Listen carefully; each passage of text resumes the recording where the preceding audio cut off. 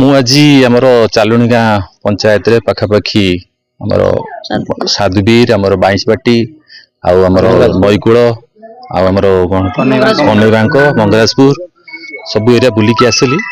ଆଉ ଯାହା ଦେଖିଲି ପାଖାପାଖି ପରିସ୍ଥିତି ଯେ ବହୁତ ଘର ପାଣି ଘେରରେ ରହିଛି।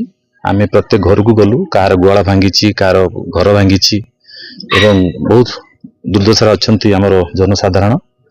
ଏବଂ ଗତକାଲି ଆମର କଲେକ୍ଟର ସବ୍ କଲେକ୍ଟର ଆସିଥିଲେ ଏବଂ ବିଧାୟକ ବି ପଦ୍ମଲୋଚନ ପଣ୍ଡା ସେ ବି ଆସିଥିଲେ, ସେ ବି କାଲି ବୁଲିକି ଯାଇଛନ୍ତି। ଆଜି ମୁଁ ଆସିଲି ଆଉ ଦେଖିଲା ପରେ ସ୍ପେଶାଲି ମାନେ ଆମେ କାହିଁକି ଗୁରୁତ୍ୱ ଦେଉଛୁ, ପାଖାପାଖି ଆମର ଯେଉଁ 59ଟା ପଞ୍ଚାୟତ ଅଛି, 59ଟା ପଞ୍ଚାୟତ ଭିତରୁ ଏ ଚାଲୁଣିଆ ଯେତେବେଳେ ବନ୍ୟା ଆସିବ ଏଇ ଚାଲୁଣିଆ ପଞ୍ଚାୟତ ଆଗ ବୁଡ଼ିଥିବ। କାରଣ ପାଖାପାଖି ନଈକୂଳ ପାଖରେ ରହୁଛି ଇଏ ଗୋଟେ ପଞ୍ଚାୟତ ଏମିତି ଯେ ଚତୁଃପାର୍ଶ୍ୱରେ ଏଠି ନଈ, ଚତୁଃପାର୍ଶ୍ୱରେ ପାଣି। ଗତଥର ଯେତେବେଳେ ଆମର ଫନି ଦାନା ଆସିଥିଲା, ଆମେ ନିଜେ ଏଇଠି ମୁଁ ଆସିଥିଲି ବୋଟ ସାହାଯ୍ୟରେ।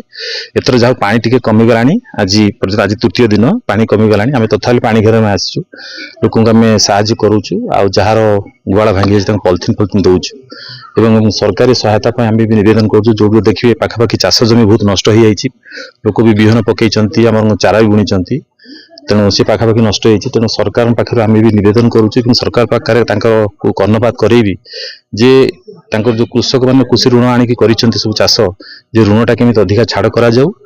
ଆଉ ସହାୟତା ପାଖରେ ଯୋଉ ମାନେ ଦେଖନ୍ତୁ ପାଖାପାଖି ରାସ୍ତାଘାଟ ବି ମୁଁ ଆଜି ଆସିଥିଲି ଏଠି ଆମ ସାଧୁବୀର ଯୋଉ ରାସ୍ତାଟା ଅଛି ପାଖାପାଖି ଏ ରାସ୍ତାର କନେକ୍ଟିଂ ରୋଡ ନାହିଁ ଏ ଗାଁକୁ। ଏ ପାଖାପାଖି 12ଟା ନା 11ଟା ପରିବାର ମାନେ ବିଚ୍ଛିନ୍ନ ଅଞ୍ଚଳ, ମାନେ ଚତୁଃପାର୍ଶ୍ୱରେ ପାଣି।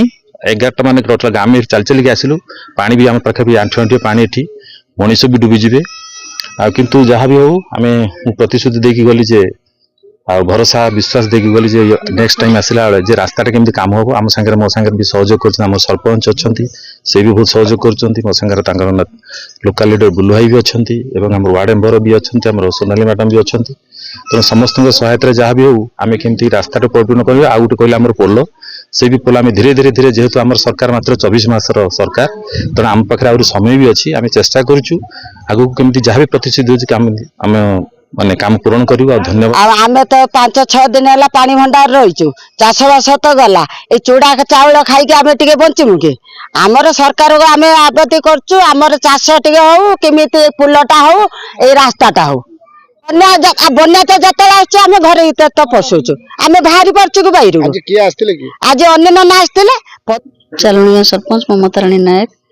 ଏଠି ଆମର ପ୍ରାୟ ମାନେ ନଈକୂଳ ପାଖରୁ ଆରମ୍ଭ କରି ମଙ୍ଗରାଜପୁର 1 ନମ୍ବର ୱାର୍ଡ ପାଖରୁ ଆରମ୍ଭ କରିକି ସାଧୁବୀର ଚାଲୁଣି ଗାଁରେ ବି ମୋର 5ଟା ୱାର୍ଡ ଅଛି, ସିଏ ବି ସେମାନେ ସବୁ ପାଣି ଘେରରେ ଅଛନ୍ତି।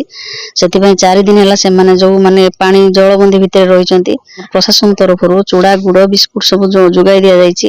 ତାପରେ ବାକି ରହିଲା କଣ ନା ଚାଷବାସର କଥା। ଯୋଉମାନେ ଚାଷ ସବୁ କରିଛନ୍ତି, ବଖରା ଚାଷୀ ହଉ ବା ଆମର ଜମି ମାଲିକ ହୁଅନ୍ତୁ, ସେମାନଙ୍କର ଯୋଉ ଚାଷ କରୁଛନ୍ତି, ଯୋଉ ମାନେ କ୍ଷତି ହେଇଛି ସେ କ୍ଷତିପୂରଣଟା ମାନେ ଯେମିତି ସରକାରଙ୍କ ଅନୁରୋଧ ସେମାନେ ଯେମିତି ପାଇପାରନ୍ତୁ। କାରଣ ଆଉ ଯୋଉ ତଳା ପକେଇଛନ୍ତି ସେ ତଳା ଆଉ ସେମାନେ ଜମା ବିଲକୁଲ ପାଇପାରିବେନି କି ଧାନ କୌଣସି ଅମଳ ହେଇପାରିବ ନାହିଁ। ଆଜି ଆମେ ଚାଲୁଣିଆ ପଞ୍ଚାୟତକୁ ଆସିଥିଲୁ।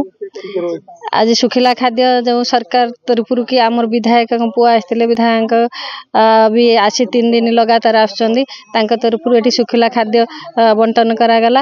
ଏଠି ଏଠି ପୁରା ପାଣି ଘେରରେ ଆଣ୍ଠୁଏ ପାଣି ଘେରରେ ସମସ୍ତେ ଅଛନ୍ତି। ତ ଆମର ସରକାର ତତ୍ପର ଅଛନ୍ତି, ଲୋକମାନଙ୍କ ସରକାର, ତେଣୁ ଲୋକଙ୍କ ସାଙ୍ଗରେ ଅଛନ୍ତି, ପ୍ରଶାସନ ବି ଆମ ସାଙ୍ଗରେ ଅଛନ୍ତି। ଆଉ ସବୁ ପ୍ରକାର ସୁବିଧା ହେଇ ଚାଲିଛି।